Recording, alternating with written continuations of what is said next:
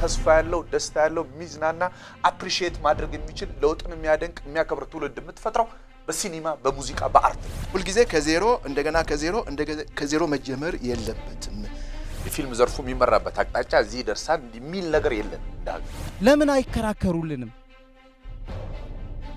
ፊልም ሰሪው ታግሎ አቅቶታል ጤናማ የሆነ ኢንዱስትሪ እስከሚፈጠር ድረስ እንታገላለን